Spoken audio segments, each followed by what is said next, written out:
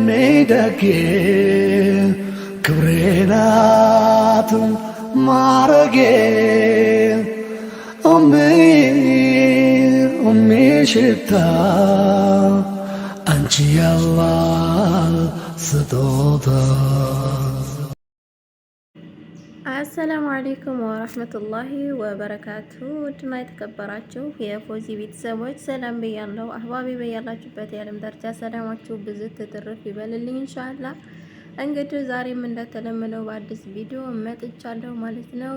እሱም ማነው ሰሞኑን አነጋጋሪ የሆነው ኮሜዲያን ያሲኖ ዛሬም በድጋሚ መጥቶልናል ማለት ነው። እንግዲህ ከሱ ጋር ፈታ ዘና እያል እንዲሁም ደግሞ ከቀልድ በቁም ነገር ምርጥና ደስ የሚል ወይም ደግሞ አስተማሪ የሆነ ነገር ነው ይዤ የመጣሁት።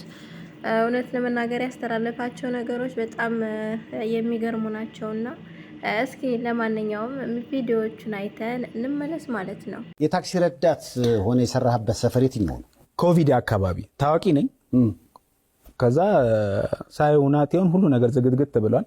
አልহামዱሊላህ እንን ጊዜ ያሳለፈን ጌታ በጣም ከባድ ጊዜ ነው። እንደዚህ ላይ እንጨበጨባ አለፈን።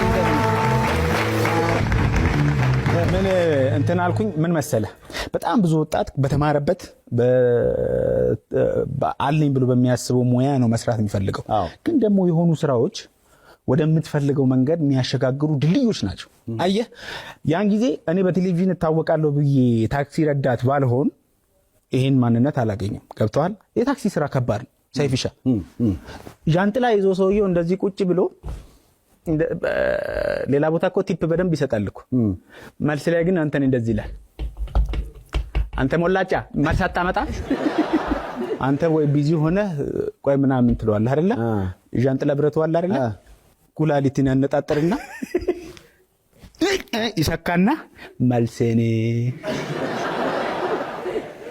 እዝኑ ሺ ሰርጀሪ የሚሰራ መልስ። ምክንያቱም እንትን ነው ታክሲ ላይ ያለው ነገር። እኔ ለሹፌሮችና ለረዳቶች ትልቅ ቦታ አለ።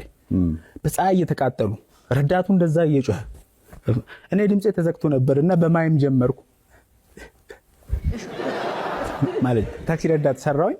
ከዛ ንቃለፈ እሱ ጊዜ እዛ ደግሞ እንዴት ነበር የምጠራው?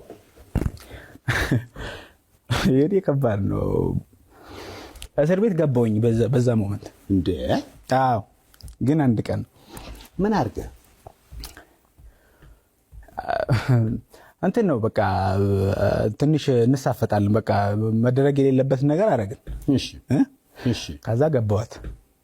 ቀመስኩ። እስር ቤት ስትገባ ቀመስኳት። እሺ ትንሿ ካልሲ እንኳን አብራኝ ልትሆን አልቻለችም። ጥላኝ ጠፋች። አንተ እስር ቤት ስትገባ ጥን ብላ ወዴት እንደሄደች በነጠላ ጫማ ነው ራሴን ያገኝ። ኮቪድ ነው በዛ ሰዓት ደግሞ እስር ቤት ስትገባ አስበው። አሪፍ ነው በቃ ካራክተር ቢልዲንግ ነበር። በቃ አረ እንግሊዘኛ የራሱ እኮ እየከበደ ነው አንተ ሰዎች። አንድ ጓደኛችን አለ ቴኳንዶ ይሰራልና ፈርስት ዳኑን ለመውሰድ ይሞክራል። በተደጋጋሚ ይወድቃል። ምን መሰለ ችግሩ ይልና እግሩን ሲዘረጋ በራሱ እግር ይደነቃል። ይችላል እኮ ወድቃል ውጣ። አሁን ምን እንግሊዘኛ ልክ ሲጠቀም ወሰለ ውጣ እንዳትልች።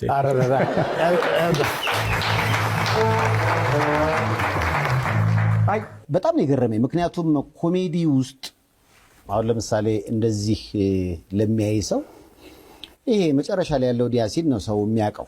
ግን ያለፍክበት መንገድ መከራው ውጣ ውረዱ የመጣህበት መንገድ ወጣ ገባ ነውና ያንን መናገሩ ለብዙዎች ምናልባት በቃ አቋራጭ የሚባል ነገር የለም ህይወት ውስጥ መታገል ነው ይመስለኛል። አሁንም እኮ እየሞከርኩ ነው። ለኔ ኮሜዲ ብቻ አይደለም ማለት ሐሳቡ በጣም ትልቅ ነው። እየሞከርኩ ነው። አየህ አሁን ራሱ ካወራናቸው ከኔ ላይፍ ኤክስፒሪየንስ ብዙ ነገር ሞክሬያለሁ። የባህል ተወዛዋዥ ነበርኩኝ።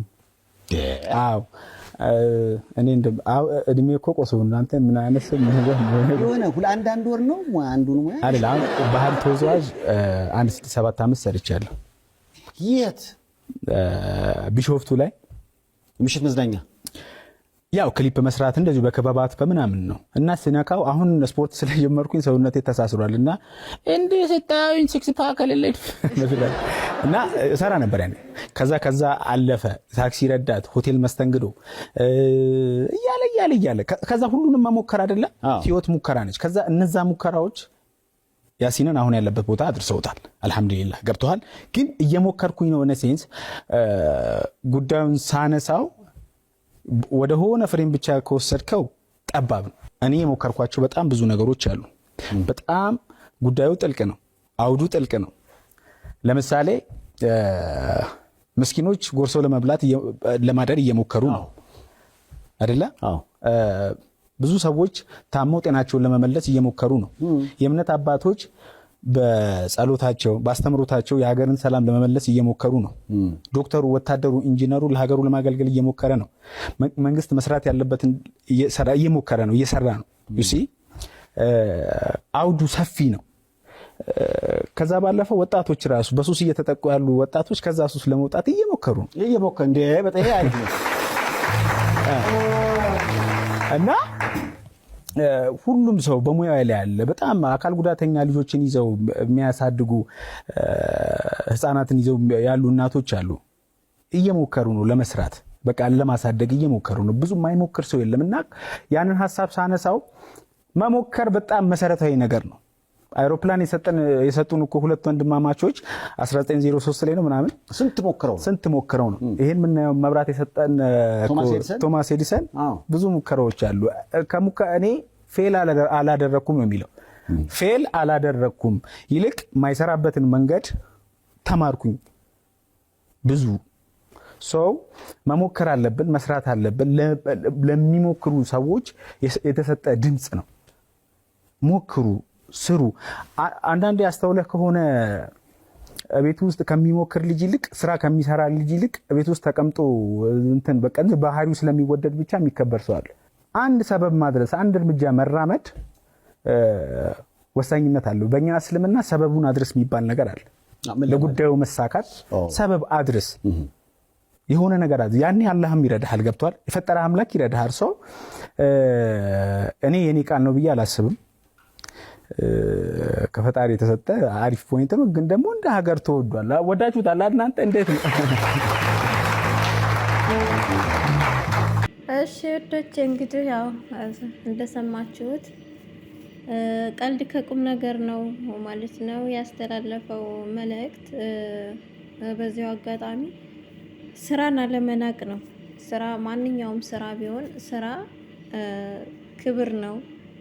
ሁለተኛ ነገር ደግሞ ቢያንስ ስራችንን ማንኛውም ስራ ቢሆን ሳንነቅ ብንጀምረው ለስኬት የሚያደርሰን ስራ ሊሆን ይችላል ማለት ነው። እኛ አንዳንድ ጊዜ ስንሸወድ የምንኖረው ስራ እንንቃለን። ይሄ ደግሞ ይሄንን ምናምን አንድ አይደለ። በተለይ ደግሞ ይሉንታ የሚይዘን ሰዎች አለንና እከሌ እንዲህ ይለኛል፣ እከሌ ይሄን እንደዚህ ይለኛል እኮ ብለን በይሉንታ የምንሸወድ ሰዎች አለንና ማንኛውም ስራ ቢሆን አለመናቅ ነው። ስራ ያስከብራል። እውነት ለመናገር የሰው ፊት ከማየት በሰው ፊት ከመገረፍና ሰውን ከመከጀል ለምን አመድ አይሆንም አይሸጥም። ሀቂቀትን ማለት ነው። ስራ ነው። ራስን ይለውጥ ብቻ እና በጣም የሚገርም ነው። እስኪ ደግሞ የተወሰነ ቪዲዮዎች ለእናት የገጠመ ግጥም አለ ማለት ነው። እናቶቻችን ቢገጠምላቸው ቢዘመርላቸው በቃ ምንም ነገር ቢደረግላቸው ስለነሱ ማንሳት ምንጊዜም አይሰለችም። በቃ ደስ እያለን ነው የምንሰማውና እስኪ የቀጣውን ቪዲዮ እኔ ማለት ነው ይያቸው አንተ መድረስ የምትፈልገው ቦታ ሳትደርስ ያረጁባል። እምዬ አታርጂ ሰከነ በይ ላፍታ ባዶ እንዳታረግኝ የሞላልኝ ለታ የምን እህህ ነው አይን ወገቤን ማለት ወዴት ገሸሽ ሲቃረበን ስኬት የምን ፍንታፍንቶ ምንድነው ፍሪዳ መጥገብን የማውቀው ስትወጪ ከጓዳ አጠኮ እያወቅሽ ዘመድ ብባል አንቺ ወዳጅ ዋሴ አንቺ ባልጎላሁኝ ሰዓት ባላመኑኝ ሰዓት ውጥኔን የመረቅሽ ምንም ሳትሰለቺ ተንጂ አደዬ ታውቂማለሽ ደግሞ ልክ እኔ እንደማውቀው ዓለም ስትገፋኝ ቶሎ ነው የምወድቀው የጎደለኝ ለታ ሀፍረት እንዳይበላኝ ባንቺ ነጠላ ነው ሁሉ የምደበቀው እምዬ ታገሺ እምየታገሺ እናት ምንም ቢገጠምላት ምንም ነገር ቢባልላት እናት ግን አንድ ሆነች፣ መተኪያ የሌላት ሁለት የማትሆን ሶስት የማትሆን ሆነች እንጂ ለእናት እኮ የምር ዋጋ አነሳት። ሀቂቀትን ስም አነሳት፣ እናት ስም አነሳት። እና ደስ የሚልና ልብ የሚነካ ግጥም ነው። አላህ ይጠብቅህ። በነገራችን ላይ በጣም እንደው ልቤን ከነካውና ከንግግሮቹ ሁሉ የምር ከልቤ የገባው ንግግር ምንድን ነው? አንድን ነገር የሰው ልጅ ያስባል፣ ነገር ግን የሚወስነው አላህ ሱብሓነሁ ወተዓላ ነው። ይሄ ንግግር የኔ አይደለም ማለት የኔ ንግግር ሳይሆን አላህ ሱብሓነሁ ወተዓላ በቃ ሁን ሲለው ነው፣ በቃ እሱ ሲያግዘኝ ነው አለ። እውነት ነው፣ ትክክል ነው። የሰው ልጅ ምንም ያክል ቢያስብ፣ ምንም ያክል ቢለፋ፣ ምንም ያክል ያደረገውን ነገር ቢያደርግ አላህ ከወሰነለት ነገር ውጪ ምንም ነገር እርምጃ የሚራመደው ነገር የለምና አንዳንድ ጊዜ አልሐምዱሊላህ ረብል ዓለሚን አላህን የያዘ ማንም ቢሆን ወድቆ አይወድቅምና ልናመሰግነው ይገባል ማለት ነው። በጣም ይገርማል። አስባችሁታል? ለአንድ ሚሊዮን ተከታይ እስከሚያገኝ ድረስ በሰው ስልክ እየቀረጸ ቪዲዮ መልቀቅ በጣም ነው የሚገርመው ሀቂቀትን ማለት ነው። የሰው ፊት በጣም ከባድ ነው። የሰው ፊት እሳት ነው። የሰውን ፊት እንደማየት የሚያስከፋ ወይም ደግሞ የሚያሸማቅቅ ነገር የለም። ያ ረብ ወላሂ የሰው ፊት አያሳየን። ግን የሰው ፊት ከማየት ደግሞ ምንም ነገር ይሁን በራሳችን የሆነ ስራ መስራት፣ ምንም ነገር ስራን ሳንነቅ ማለት ነው። እንዴ ከሰው ፊት ይብሳል እንዴ? ወላሂ። እና ይሄን ይመስላል እንግዲህ የዛሬው ቪዲዮአችን አህባቦቼ። ፈገግም ብለናል፣ እንዲሁም ቁም ነገሮችንም ይዘናል ማለት ነው። እሱንም ባለበት አላህ ይጠብቀው፣ እኛንም በያለንበት አላህ ይጠብቀን። እንግዲህ ለስኬት የሚያደርሰን ነገር የራሳችን መጠንከርና የራሳችን መትጋት ነው ማለት ነው። የሰዎችን ብናይ፣ ሰዎችን ብንመለከት የሰው ነው መቼም ቢሆን የሰው ነው። የራስ ደግሞ የራስ ነው፣ ምንም ነገር ትሁን ማለት ነው። እና ስራ ሳንነቅ ስራን ለመስራት እንሞክር። እኛ እንታገላለን፣ እኛ እናስባለን። ነገር ግን አላህ ሱብሓነሁ ወተዓላ ደግሞ ሁሉንም ነገር የሚያደርገውም የሚፈጽመውም እሱ ነውና በርቱልኝ እላለሁ። ውድ ሀገሬ ልጆች፣ በውጭም ያላችሁት በሀገር ቤትም ያላችሁት ሰላማችሁ ይብዛልኝ። በቀጣይ ቪዲዮ ደግሞ በሌላ እስከምንገናኝ ሰላም ሁኑልኝ እያልኩ እኔ እንግዲህ በዚሁ እሰናበታለሁ ማለት ነው። አሰላሙ አለይኩም ደጌ ክብሬ ናት ማረጌ ሽታ